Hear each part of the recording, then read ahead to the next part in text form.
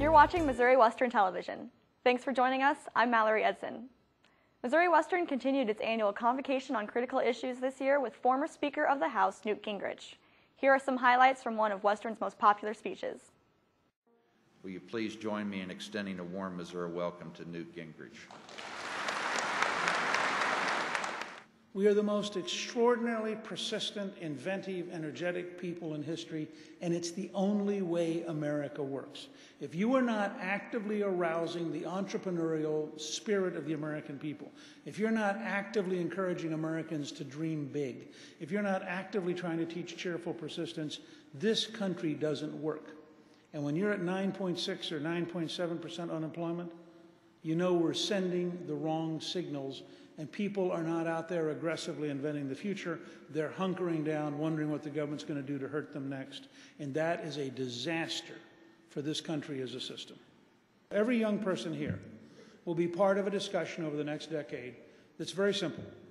Do we want to do the changes necessary to remain the most productive, most inventive, most creative country in the world, which is the requirement if we want to have the leading national security system, which I believe is the requirement if we want to be safe and free?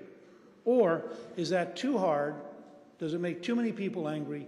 And should we just relax and decay and allow the Chinese to become the leading country in the world? I mean, those are the only two choices you're going to have. There's not going to be a third choice.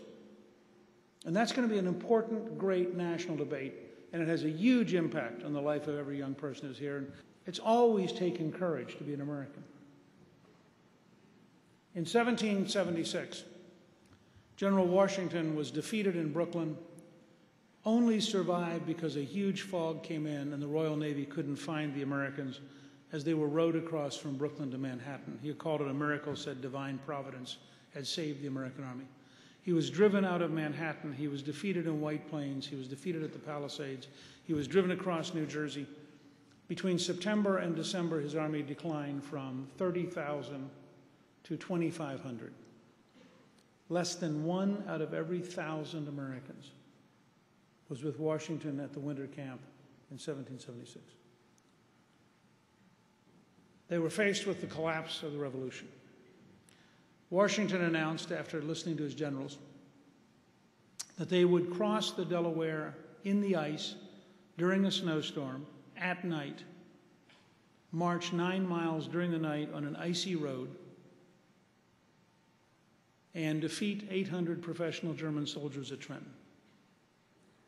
All of his generals were opposed to it. They all thought it was impossible. 1/3 of his army did not have boots. They wrapped their feet in burlap bags, and they left a trail of blood. As they started to get into the boats that night, he had Thomas Paine's new pamphlet, The Crisis, which begins, "These are the times that try men's souls." And they read the opening pages, which are a brilliant evocation of the pain of being the last people standing, willing to die for freedom at a time when everyone else has deserted. Because Washington knew that people had to have a moral faith, a belief in the cause. They marched those 9 miles very slowly. It took 4 hours longer than they thought it would. They should have been surprised and defeated in the field by the Germans. But the snowstorm was so enormous, and luckily it was coming from behind the Americans and pushing them forward, that the Germans didn't post any guards because they knew it was crazy, that nobody could be out in this weather. They surprised the Germans that morning, and at the cost of 1 American, captured 800 professional soldiers, promptly retreated back across the river before the British Army could catch them. Within 2 weeks, because of the victory, Washington had 15,000 volunteers. He drove the British across New Jersey, and the revolution had been saved to fight another day. The password that night, in the storm, crossing the river, marching 9 miles, with people who were literally bleeding through their burlap bags. Their password that night was victory or death. And they meant it.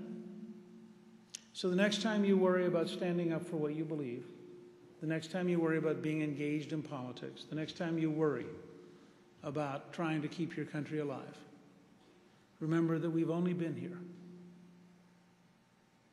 Think about it. We've only been here because less than 1 out of every 1,000 was prepared to walk in the snow with bleeding feet, with a password of victory or death, and risk everything for us. Maybe we owe them and the young men and women today in Afghanistan, in Pakistan, in Iraq, around the world, a similar commitment to liberty as part of being an American. Thank you all very, very much. If you would like to see the speech in its entirety, you can view it at the library at Missouri Western. We'll be right back.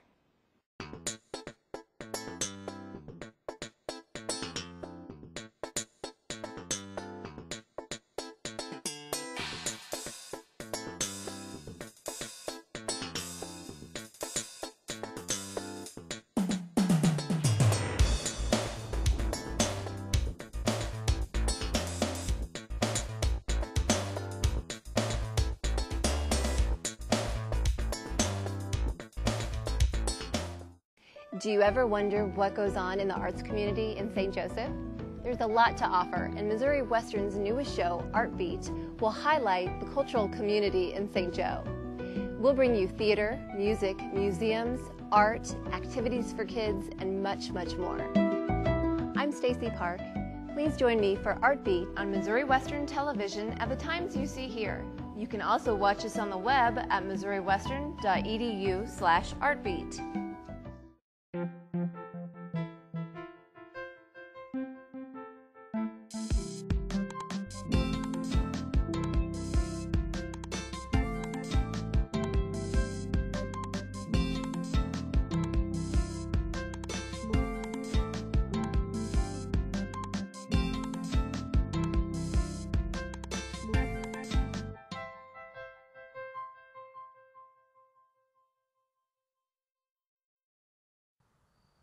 Shane Feist never asked to be Western's top golfer.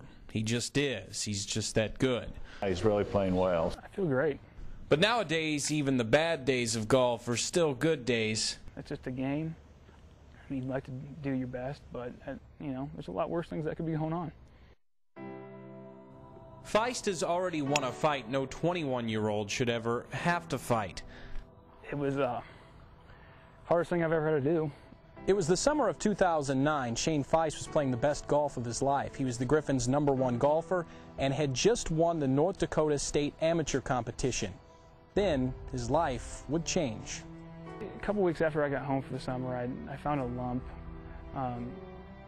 and I didn't think much of it. And I kind of looked it up online, and you're like, there's no way this is happening. Shane Feist was never told he had testicular cancer. He didn't have to hear the words. We all kind of assumed and knew what we were looking at. My parents didn't, but I did, and my doctor did. And I remember my mom came home from work after I saw the first doctor appointment. She came home from work, and I had to tell her, and she called my dad because I couldn't even call him. Within 3 days, he was at the Mayo Clinic. The cancer was caught early. The prognosis was good. Feist was given an 85% chance of survival. He took last year off from school to stay home in North Dakota, where he underwent 2 surgeries and 4 rounds of chemotherapy. And then after each cycle, you just kept getting more tired and tired. Shane Feist never asked, why me? I didn't let myself think about that, because anytime I would think about what if I don't make it, or why did this happen to me, I felt like it was just going to hurt my chances of making it, because it made me weaker. So I didn't allow myself to think about that. The only thing I allowed myself to think about was beating it. A year later, things are back to normal. Feist is back to his old form on the course, finishing in the top 5 of 2 events this fall. He says he wants to be an All-American this spring. Last year, Shane Feist didn't know if he'd be in this position. Now that he's back, he'll approach golf and life the same way he approached the fight he's already won. Try to stay positive, lean on your family, try not to think about what the end result could be, but think about what you want it to be. We're back with your campus news update. The Kansas City Chiefs may have left Western for the season, but Western hasn't left the Chiefs. Here's a look at the alumni tailgating event at the September Chiefs game against the San Francisco 49ers. This is Diane Hook. I'm president of the Alumni Association at Missouri Western State University. We're out here in the pavilion at the Chiefs game, and if you're not here, you're missing it.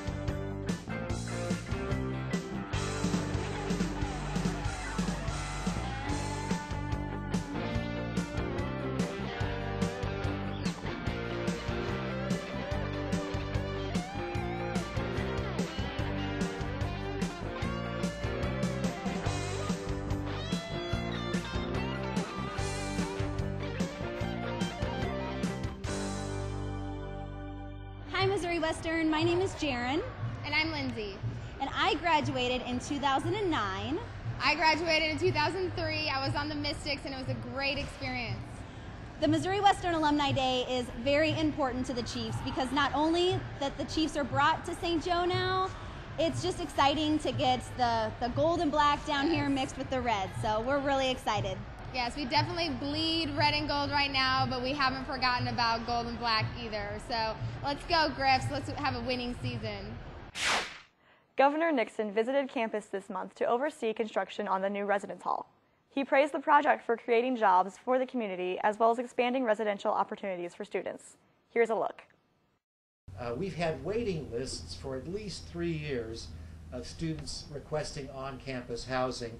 And so this new residence hall will certainly better serve that existing demand, but we think it will also create a new demand, giving juniors and seniors a more attractive on-campus housing option. So we have dual hope in terms of the end product of this facility. These are really exciting times for Missouri Western when you think about it. First enrollment has topped 6,000 for the first time in the history of this institution. That's up 7% from last year and up 24% since 2003. The word is definitely spreading about the outstanding education effort right here at Western. Secondly, the academic strength of this college continues to be recognized for its excellence. The Stephen L. Craig School of Business has achieved accreditation from the AACSB International, something given to less than 5% of business schools in the world. And finally, from academics to athletics to living accommodations for students, this campus has taken on a whole new look. They have shown me the drawings of what this hall will look like when it will be the home to 245 students. And with record enrollment numbers this school is seeing year after year, this is housing the students here will welcome with great enthusiasm. And as President Bardabedian said, it also ties more students directly to this campus, which everyone understands makes a huge difference for attainment, a huge difference for the community, and a huge difference in how you run a successful school. As we can see today from what's going on behind us, this project is creating real work in this economy. The estimate is that by the time this project is finished, it will have employed a minimum of 200 area construction trades workers, and that doesn't even count all of the supplies and whatnot coming in. We're just talking about the folks that are going to work right behind us. These are real jobs, meaning paychecks for the hardworking men and women in the area construction industry. This project behind us is underway here at Western, and all the projects that this university has so visibly demonstrated in recent years show the tremendous commitment of this organization and this community to higher education.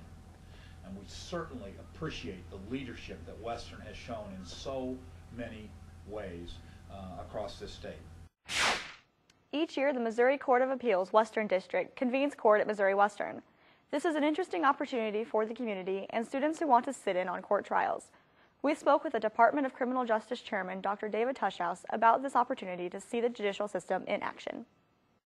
Well, the Missouri Court of Appeals for the Western District has been coming to Missouri Western for the last about 13 years, and they hear appeals of trial court cases that have occurred in the Western part of the state.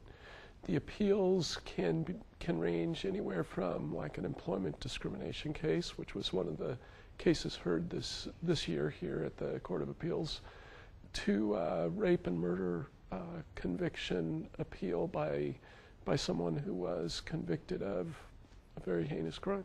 I think it benefits all Missouri Western students who avail themselves of the opportunity to see the judicial system in action.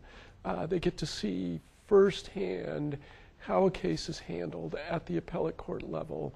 And the judges don't only hear the cases, the oral arguments, but they explain where the cases are in the process, that they review briefs prior to the oral arguments, and students get a chance to see how the court handles an oral argument, that they ask attorneys questions about the case as well as have the attorneys present a given presentation on the case. Students are just observers of the case. We haven't had a case where students are actually representing clients or a client who has gone before the court. The students are really learning about the judicial system and about the criminal justice system. So their opportunity at this level is mostly in terms of observation. We do have classes, we do have projects that students work on real cases, but I have yet to see one of those cases before the Western District Court of Appeals. I just think this is a great opportunity really for the whole community, not just students. We had community members come out as well. You have to go clear to Kansas City to see the court in action otherwise. So it's a once a year great opportunity for the whole community. After a long wait, the Griffin Indoor Sports Complex is finally open to all students and faculty for use. The complex was built for the Chiefs training camp and has been accessible only to athletes and classes until recently. The complex is available for use each Tuesday and Thursday from 9 a.m. to 2 p.m. Limited equipment checkout will also be available at the reception desk. Western's enrollment has officially broken records for the semester. For the first time ever, over 6,000 students are enrolled at the university. The freshman class is our biggest ever, and average ACT scores are up nearly 20%. Western's focus on applied learning and professional development has also encouraged more students to stay with Western through graduation, and graduate school enrollment has seen a 77% increase. Jamie Grayson graduated from Western over 10 years ago with big dreams. Let's take a look at how he's realizing those dreams with this month's Alumni Spotlight. I graduated from Missouri Western in 1999. I majored in business administration as well as with an emphasis in human resource management. My goals have been to be an entrepreneur. I've been in banking 12 years, and here recently I launched my own speaking company in which my motto is living a dream while serving a purpose. Playing a collegiate sport, football, while I was at Missouri Western, being viewed as an undersized wide receiver, I think it's important to allow others to realize that you can achieve the goals that you've set out despite what people around you may say. And even in life, I think it's also important that people tend to give up on themselves earlier versus allowing themselves to reach their full potential. One of my passions why I speak is because I have two passions. One, my sister who passed away of sickle cell anemia, and my sister-in-law who passed away of cancer. And they were two dynamic individuals who have played a pivotal role in my life, but I feel it's in my job to now carry the torch to where they can no longer, and inspire others to live their dreams out to the fullest. Missouri Western has prepared me in ways through communications, through networking, the relationships. I think in my role now as a motivator as well as a consultant, it's important to network with others around you. I think my time playing college football at Missouri Western has also allowed me to work with people of different backgrounds and understanding their needs and wants as well. My time at Western is very enjoyable. I had the opportunity to meet and develop long-lasting relationships still to today with Dean Raver, Linda Garlinger with our career development services. I've learned to know Dr. Vardabian as well as Dr. Perales. My involvement with speaking to the Alpha Kappa Psi organization as well as some of the other on-campus organizations has been very valuable. I've built many new relationships here recently as well that has really helped my business to flourish. My group, my target audience is the youth and young adults, high school, middle school, collegiate students as well as some of your area small businesses. I feel like it's important for the youth to hear a message to hopefully implement some goals at a young age in life so that as they progress through life, they have targets that they can try to reach as they go along. I think college is very important. It's helped me to get into different career opportunities just by having a four-year degree, as well as extending my college credentials as well, because I'm now pursuing my master's.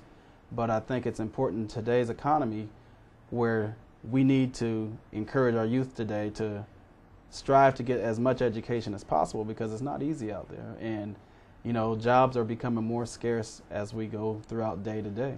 Missouri Western, since I've graduated back in 1999, has taken huge leaps and bounds by not only the buildings, the facilities that we have to offer, the different degree programs that are now available that wasn't maybe available back when I was coming through, but kids today have choices to explore many opportunities just in what Missouri Western has to offer as far as a college university choice. It's nothing but pride. I mean, every time I step foot on campus, I reflect back to when I was there, and I'm now able to bring my 5-year-old son and to see his excitement of where mom and dad went. The pride that I have for the black and gold just burns deep.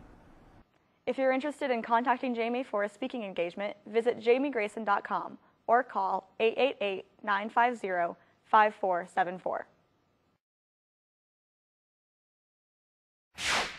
Here's your Money Minute with Matt Brock from Edward Jones.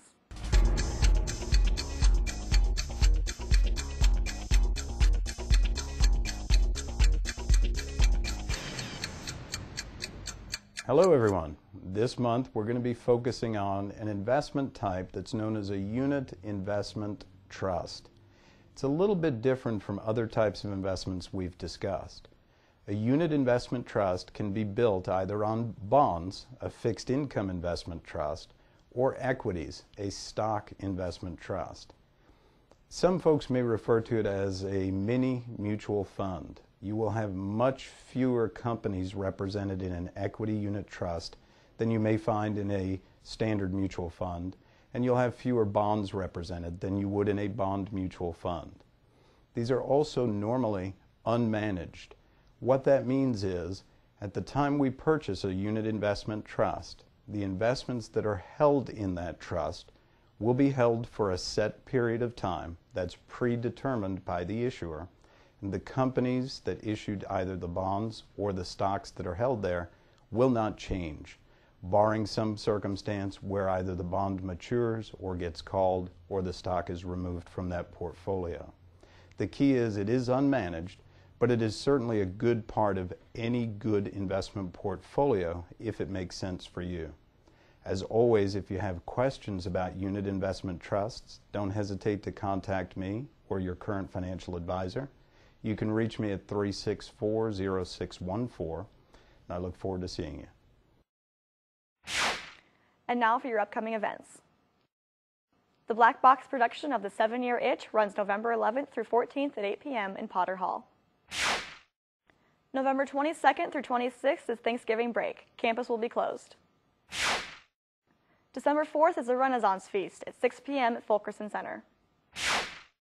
The Symphonic Winds and Concert Band will perform December 5th at 3 p.m. in Potter Hall. Missouri Western's Orchestra will have their concert December 6th at 7:30 p.m. in Potter Hall. For the most current events at Western, check out the event planner on the website. Support Griffin Athletics. Check out gogriffins.com for sports announcements and game times. We're out of time for this November edition of Western Reports. Be sure to watch us on Missouri Western Television every Tuesday, Thursday, and Sunday at 7 p.m. and Saturdays at 10 a.m. or online at missouriwestern.edu/imc/news. If you have any suggestions for our program, please email us at television@missouriwestern.edu. New programs air at the beginning of each month. I'm Mallory Edson. Thanks for watching.